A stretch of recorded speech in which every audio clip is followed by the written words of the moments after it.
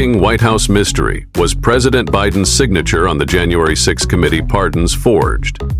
Trump declares them void, asking, did Biden even know? Former officials allege illegal acts, while the White House faces scrutiny.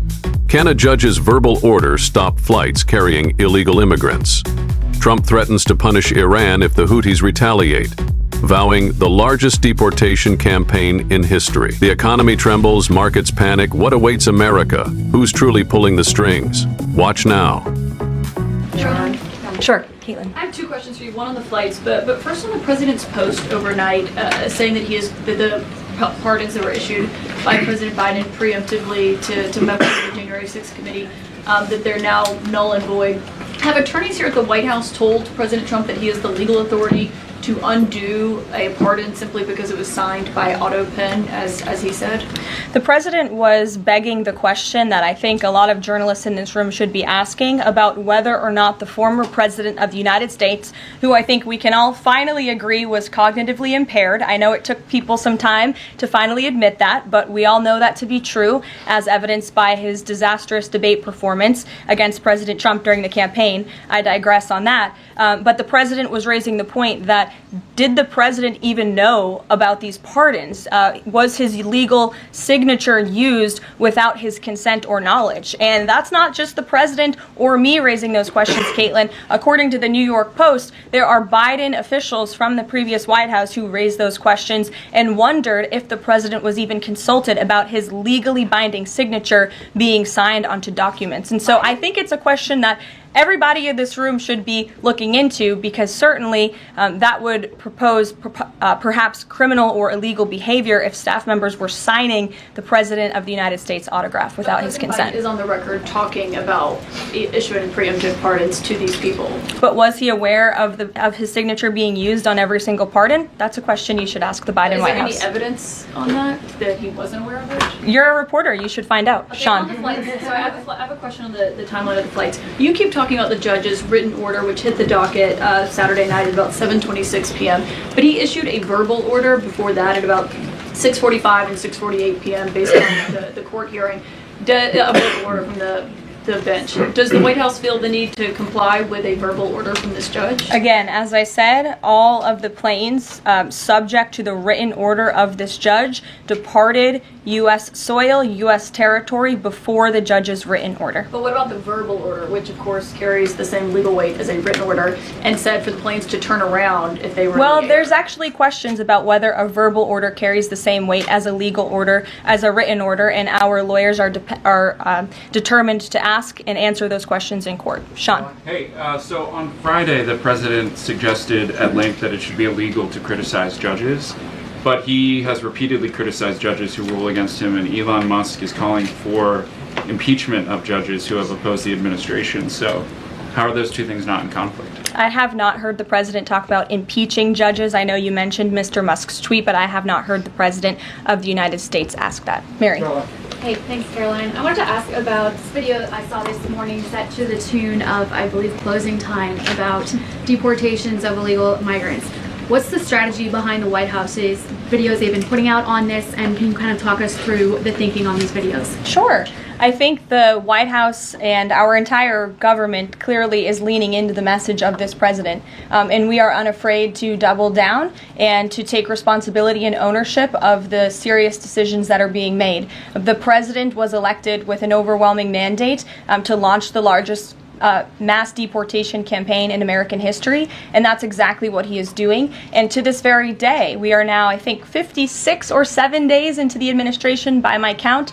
The president still receives an overwhelming public support for the policies that he is enacting. So we are unafraid to message effectively what the president is doing on a daily basis to make our communities safer. And the specific video you referenced, I think it sums up our immigration policy pretty well. You don't have to go home, but you can't stay here. Go ahead. Thanks, Caroline. I have two questions. First, will President Trump put sanctions on Russia if the talks on Tuesday don't go as hoped? And secondly, have any illegal immigrants self-deported through CBP home yet?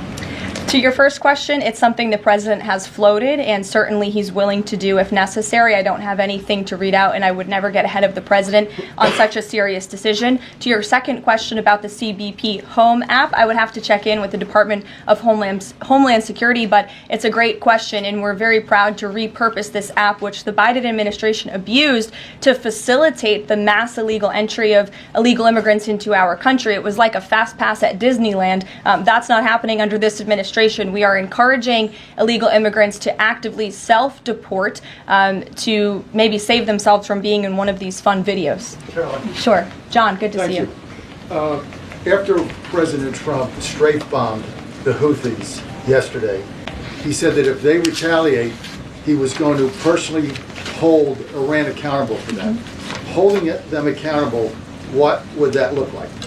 Well, I would defer you to what the president put out this morning, John, where he said very clearly, I will read it, "Let nobody be fooled. The hundreds of attacks being made by Houthi, the sinister mobsters and thugs based in Yemen, who are hated by the Yemeni people, are all created by Iran. Any further attack or retaliation by the Houthis will be met with great force, and there is no guarantee that the force will stop there. Iran has played the innocent victim of rogue terrorists from which they've lost control, but they haven't lost control. They are dictating every move, giving them the weapons, supplying them with money and highly sophisticated military equipment, and even so-called intelligence.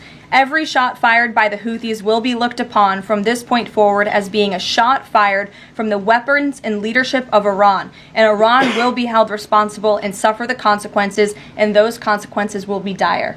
That is a statement from the President of the United States just moments ago. I have nothing additional to share, but our message to Iran is you better take this president seriously, and I think the Houthis learned that the hard way this past weekend. As I said in my opening remarks, there's a new sheriff in town, and this president is not just going to sit on his hands and allow terrorists to launch attacks on commercial vessels and U.S. naval ships. Those actions will not be tolerated. Sure, Edward. Yeah, thanks. Caroline, on the economy. So after mostly a down week last week in the economy, you've been very vocal as well as other cabinet members about how we're in a transition and about how this economic transition, and there's a plan, a long-term plan for tariffs on this. How concerned is the president that the markets and Americans, for lack of a better term, will freak out over these tariffs and be concerned about a long-term plan? Sure. I think I've been asked this question and answered this question respectfully, Edward. We are in a period of transition. The president has made that clear. He also has made his belief in tariffs and what they will do for our great country clear, restoring wealth back to our country. And if you look at the president's first-term economic formula, massive deregulation, tax cuts, lowering the cost of living with an energy boom, which the American people can expect soon. Wall Street and Main Street should both be assured by what President Trump did in his first term. It's the exact same formula. In fact, I would argue it's even better this time around. And if you look at some of the economic indicators in the last week, the latest CPI report last week beat expectations. Inflation is cooling. Core inflation dropped for the first time in 4 months. The national average of the price of gas is down 42 cents from 1 year ago. And there was also a new report out this morning about wholesale egg prices. They continue to fall. A dozen eggs are now $3.10 cheaper since January 24th. First, that's a 47% decrease overall. So I think the American people do have great reason to be optimistic about this economy. And as I've said repeatedly, it continues to be true. The administration has a whole of government effort to fix the economic mess created by Biden. So the president's pointed to that April 2nd tariff deadline, so to speak.